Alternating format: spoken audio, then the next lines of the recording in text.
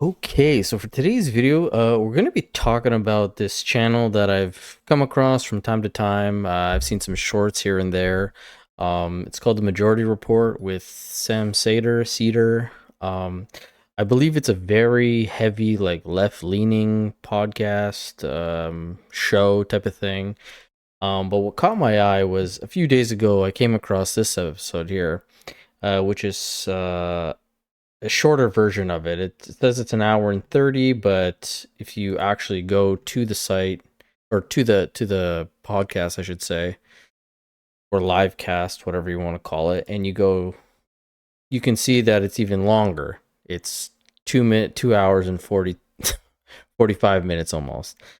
And what caught my eye was Sam, who's the host, has this girl from time to time, or regularly, I guess, Emma, on the show with her, with two other people, whatnot, their crew. And she goes on this absolutely mental meltdown when a guest sends in a question or a comment about trans women in biological women's sports. And I'm going to play that clip for you right now, and then we'll be back. Slam Cedar. Emma, there's tons of evidence regarding testosterone levels in height, strength, and speed between people with XX chromosomes and XY chromosomes. Matt's citation off cases about the Olympics is pertinent, but an argument for better planning and more transparent discussions. Your argument is really bad on this, and you're out of your depth. You're correct that trans women should be able to compete in women's sports, but your argument for it is just scientifically and factually incorrect. I'm actually not bad about this. I'm 100% right on this. I don't give a shit about the scientific explanations. People, if they identify as a woman, get to compete in sports. If that's not fair in the short term for a variety of little competitions, I don't give a shit. I don't give a shit because the societal interest of including trans people in society trumps stupid competition. Full stop. So I'm right about this. You're wrong about this. Anyway. Dr. Shock, I agree. Let's get rid of weight classes in all combat sports. Perhaps have grown man compete in Little League. Sometimes life's not fair. Whatever. I mean, honestly, like women's sports, it's barely an institution. It's only been around for a few decades. Like if our sources of our outlets for entertainment, for competition, for like I don't know however to define them. But if they're not able to accommodate trans people, then they're not worthy of existing. Like it's just like we're talking about movie theaters. What are we talking about here? I mean, I love sports as much as anyone, but if they cannot accommodate including trans people, I don't give a shit about them being robust. It's just, be inclusive or don't be. That's it. Or don't exist.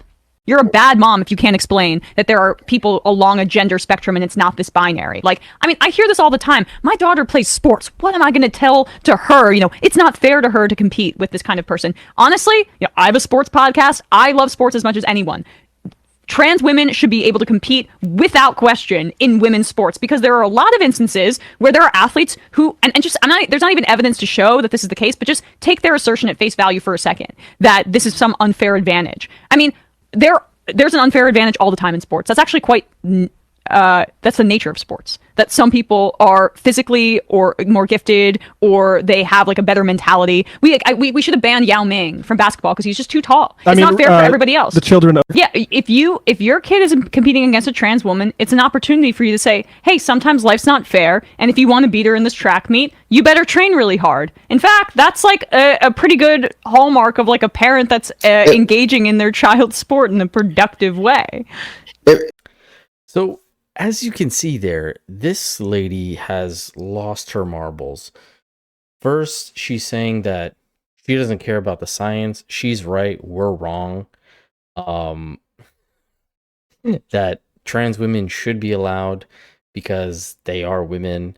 How there's always unfairness within sports. Yao Ming, because he was 7 foot whatever, he shouldn't have been allowed. There's more than one factor when it comes to sports for fairness. Yes, somebody could be tall, but they have bad dribbling skills or ball handling skills or defense or, speed, this and that. Shaq was huge. He was great at getting rebounds. He was a terrible shooter. What, just because he was so big and so strong, we should have kicked him out? No.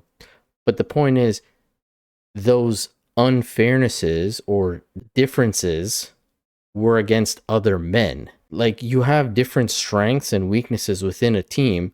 Point guards, usually the smaller of the bunch because they're a little bit faster. They can move the ball around quicker.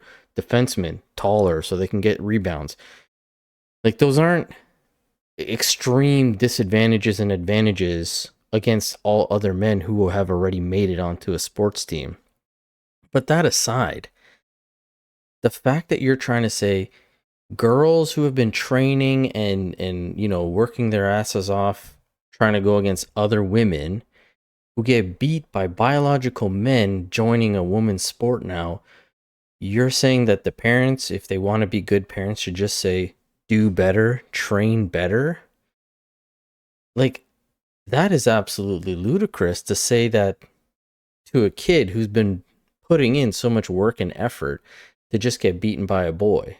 And later on in the clip, one of her co-hosts or whatever said something like, yeah, these are people who complain like that wouldn't have made it anyway.